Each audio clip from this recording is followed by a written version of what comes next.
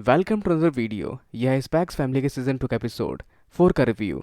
कहानी में आगे स्पाइक्स फैमिली के। तो कहानी की शुरुआत होती है कहानी से, जिस कहानी में बात होती है एक पेस्ट्री की, जो ईडन कॉलेज के 7 अजूबों में से एक है, जो उनके कैफेटेरिया में मिलती है।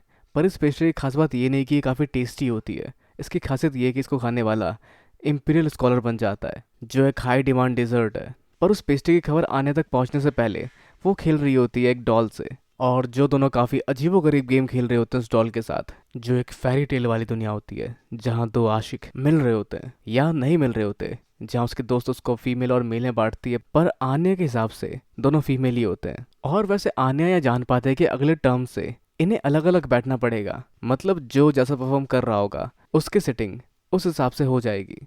जहाँ आन्या का स्तर एकदम लास्ट का है, जिससे वो काफ़ी घबरा जाती है। पर तभी उसको उसकी समस्या से निजात दिलाने वाली बात उसके सामने आती है, जो होती है उस पेस्ट्री की बात, जो अभी इनके कैफेटेरिया में अवेलेबल हो चुकी है, जिसे बनाने वाला एक रॉयल शेफ था, जिसके बारे में कहा जाता है कि जो भी उसके हाथ की पेस्ट्री खाता है वो स्टेला जरूर पाता है, और इस नॉलेज के डिजर्ट को खाकर बन जाता है वो इम्पीरियल स्कॉलर। जिसकी खबर पाकर आन्या और उसके दोस्त भागती हुई जाती है कैफेटेरिया की ओर, जिस जगह बाकी बच्चों की भी भीड़ लगी होती है।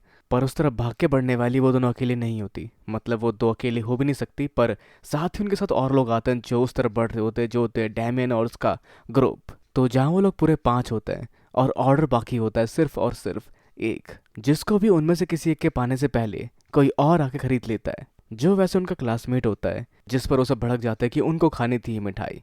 पर उसने ये मिठाई काफ़ी मेहनत करके और पैसे जमा करके खरीदा है। पर जिसके बाद वो लोग अपना अपना एहसान उसके ऊपर दिखाना शुरू करते हैं, और रोता रोता सा वो मान जाता है। जहाँ इस डेजर्ट में 5 पीसेस होते हैं, जिनमें से 4 ये इनको दे सकता है और एक खुद खाने वाला है। पर जिससे इनके पास सिर्फ 4 मिठाइयाँ बचेगी, तो एक मिठाई किसको नहीं मिलेगी, इसका फैसला करने के लिए इस्तेमाल करते हैं गेम का, जो होता है ओल्ड मेड, जो वैसे कार्ड गेम है। वैसे इसके रूल मुझे भी नहीं पता थे, पर रूल कुछ ऐसे हैं कि यहाँ पर आपको एक कार्ड लेना अपने साथ वाले से, जो कि जोकर नहीं होना चाहिए, और सेम सेम कार्ड के पेयर बनाकर आप जीत सकते हैं इस गेम को।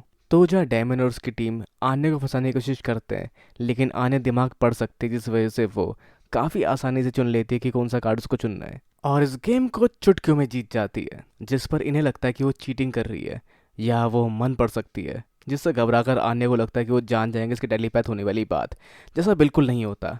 पर ये लोग नए पैक ऑफ कार्ड के साथ खेलते हैं, जहाँ आने दोबारा पढ़कर जीत सकती थी इनका दिमाग, पर उसे लगता है कि उसकी टेलीपैथी पकड़ी ना आ जाए, इसलिए वो डेलिबरेटली हारने लगती है। पर इस बार उसे जीतना चाहिए था, क्योंकि यहाँ पे नए कार्ड्स यूज़ हुए हैं, या दूसरे शब्दों में कहा जाए तो आन्या को सच में उस डिजर्ट की काफ़ी ज़्यादा ज़रूरत है, क्योंकि इतनी सी चालाकी उसको समझ नहीं आती। और आखिर में वो ये गेम लगभग हार चुकी होती है, इसके साथ बचा होता है सिर्फ और सिर्फ डैमियन। भले ही उन्होंने आन्या को फंसा दिया है, पर फिर भी उनके लिए जीतना काफ़ी मुश्किल है। तो आने के पास बचते हैं सिर्फ 2 कार्ड, जिनमें से एक होता है जोकर। तो क्या डैमन वो जोकर लेगा और हार जाएगा? जहाँ वैसे आन्या डैमन का दिमाग पढ़ के समझ पाती है कि उसको बस रिएक्ट अपोजिट करना है जब वो जोकर की तरफ जाएगा, पर जैसा करना उसके लिए काफ़ी मुश्किल होता है। और वो सोचती है कि उसको डिजर्ट नहीं मिलेगा और वो कभी इंटेलिजेंट नहीं बन पाएगी, और ना ही अच्छे स्कोर कर पाएगी। उसे अपने दोस्त से भी दूर होना पड़ेगा, और रोने लग जाती है।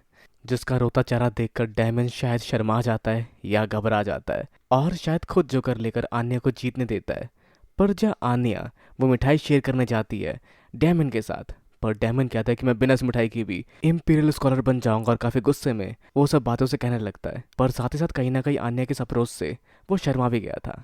तो अब आगे सब उस मिठाई को खाते हैं, और जैसे आन्या उस मिठाई को खाती है, उसके अंदर एक नया सा जोश आ जाता है, और वो पढ़ने में काफ़ी ज़्यादा ध्यान देती है। घर पे भी पढ़ रही होती है, और आगे एग्ज़ाम के टाइम में भी काफ़ी एक्साइटेड होकर एग्ज़ाम लिखती है अपना। पर आखिर में एंड रिजल्ट बिल्कुल सेम होता है पहले की तरह ही, उसके ग्रेड अभी भी काफ़ी पुअर होते हैं। तो आगे उसके पेरेंट्स भी देखते हैं उसका एग्ज़ाम रिजल्ट, जहाँ समझ पाते हैं कि स्कूल का एग्ज़ाम काफ़ी टफ है। पर ओवरऑल लॉयड देख पाता है उसके इंप्रूवमेंट को, जहाँ एंशियंट लैंग्वेज पे उसने 41 स्कोर किया है, जो एक हार्ड सब्जेक्ट हो सकता था बाकी बच्चों के लिए। पर चाहे जो भी हो, उसका मूड अपलिफ्ट करने के लिए लॉयड उसके लिए बनाने जा रहा होता है हैमबर्गर, और वो काफ़ी हद तक खुश हो जाती है। और योर बनाने जा रही होती है डेजर्ट, जो सुनकर काफ़ी हद तक किसी और की फट जाती है। तो खैर आगे हम बढ़ते कहानी की ओर, जहाँ लॉयड जाता है अपने किसी मिशन में, जिससे रिलेटेड कुछ आईडीज़ और इन्फॉर्मेशन लेता है वो अपने इन्फॉर्मेंट से। पर खैर साथ ही वो जान पाता है वहाँ गार्डन के बारे में, जिन्होंने शायद उनके किसी एक इन्फॉर्मेंट को मार दिया। तो अगर हम बात करें गार्डन की, तो एक अर्बन लेजेंड की तरह है, मतलब जो एक कहानी हो सकती है, पर वो सच में एग्जिस्ट करते हैं, क्योंकि वो कई बार परछाई में रह के काम करते हैं सरकार के ऑर्डर पर। दोज एक मिलिट्री की तरह हो सकते हैं, पर ये सच नहीं है, क्योंकि उनका एक सोल्जर अकेले पूरे एक स्क्वाड के बराबर होता है। पर शायद जहाँ अपने इस इन्फॉर्मेशन के वजह से वो मदद मांगने की कोशिश करता है लॉयड से, जहाँ हेल्प करने के लिए उसको ढूंढनी है एक बिल्ली, जो किसी लड़के की बिल्ली है, मतलब बिल्लो पाने की आस में उसको बिल्ली ढूंढनी है, जहाँ उस बिल्ली की खोने की वजह से लड़की काफी उदास है और वो उसकी उदासी और नहीं देख सकता, और शायद जिससे मेरा अकेलापन भी दूर हो जाए। पर जिस समय बिल्कुल इंटरेस्ट नहीं होता लॉयड को, पर जिसके बावजूद भी वो निराश नहीं होता और अपने सारे कॉन्टैक्ट इस्तेमाल करके पता करता उस बिल्ली के बारे में, जिसका पता चलते ही वो एक्शन में आ जाता है, जिसे रास्ते में मिलती है लॉयड की बीवी यानी कि योर, जो उसकी बातें सुनकर उसकी मदद करने की सोचती है, क्योंकि आखिर वो उसके पति का दोस्त जो है। तो वो उसको पकड़ेगा कैसे? तो उसने लगा रखे हैं बहुत सारे cat shaped buyer trap C20, जो स्पॉट करेंगे उस बिल्ली को उसके गले में लगी घंटी से, और अगर वो दिखी तो उसको ट्रैप कर लेंगे। पर उस ट्रैप के अराउंड बहुत सारी बिल्लियाँ इकट्ठा हो जाती है, और उसको कुछ देर तक ऑब्जर्व करने के बाद वो आखिर में उसको हमला करके उसको तोड़ देती है। तो दोनों ट्रैप के दबा होने के बाद वो इस्तेमाल करता है अपने एक और गैजेट का, जिससे निकलता है कैटनिप, जो एक तरह की स्मेल होती है जो कैट्स को अट्रैक्ट करती है, जिसके बाद बहुत सारी कैट्स उनके आसपास इकट्ठा हो जाती है और उनसे चिपटना शुरू कर देती है। पर वो ग्रे कैट जिनकी उन्हें तलाश थी, वो एक किनारे पे खड़ी होती है, जिसको पकड़ने के लिए अपने अलग अलग गैजेट निकालता है वो, पर कोई भी गैजेट काम नहीं आता उसको पकड़ने के लिए, क्योंकि बिल्ली उसके किसी भी गैजेट के लिए काफ़ी चालाक होती है, जिसको देखते हुए अपना आखिरी गैजेट निकालता है, जिस पे उसने लगभग 10 साल तक काम किया है, जो उसको सुपर ह्यूमन पावर देगी, और ये है पावर सूट, पर जिसको चालू होने में लगभग 15 मिनट लगेंगे। पर वो बिल्ली 15 मिनट तक वहाँ नहीं रुकती और भागना शुरू कर देती है मेन रोड की ओर, जिस पर योर उसका सूट बोरो करती है उससे, या तोड़ देती है, जिसको फेंकती है वो तोड़कर उस बिल्ली के आगे, और ये super human suit super human strength से आगे बढ़ता है, जो उस बिल्ली के जस्ट आगे गिरता है, जिससे वो बिल्ली सुन हो जाती है और घबरा जाती है, जिसको योर आके पकड़ती है, जहाँ योर से तो लगभग भालू भी डरते हैं। तो उन्होंने हासिल कर ली उस बिल्ली की बॉडी, क्योंकि योर को देखकर उसकी आत्मा उसके शरीर को छोड़ के जा चुकी है, और शायद उसकी 8 जिंदगी भी इसमें जा चुकी है, और वैसे फ्रैंकी की 10 साल की मेहनत भी बर्बाद हो चुकी है। पर फिर भी चलेगा, क्योंकि उसके बाद उसको एक गर्लफ्रेंड मिल सकती है। पर नहीं, क्योंकि उसका पहले से एक बॉयफ्रेंड होता है जिसके बारे में उसको नहीं पता था।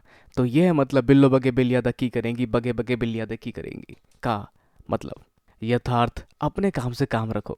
लड़की पटानी है तो लड़की पे फोकस करो, ना कि उसके कामों पर। तो ध्यान रखो किसी का भी रिचार्ज फ्री में बिल्कुल नहीं कराना। ये है सिग्मा रूल 69। जो बात फ्रैंकी समझ चुका होता है और अपने आंसू वहां संभाल कर बाहर निकल कर रोना शुरू कर देता है और फैसला करता है सिंगल रहने का। और वहीं दूसरी तरफ उसके 10 साल की मेहनत बर्बाद करके यार सोचती है उसने आज किसी की मदद की, जिसके वर्क प्लेस में उसका इनडायरेक्ट मजाक उड़ाया जाता है, लेकिन वो सार्केज्म नहीं समझती।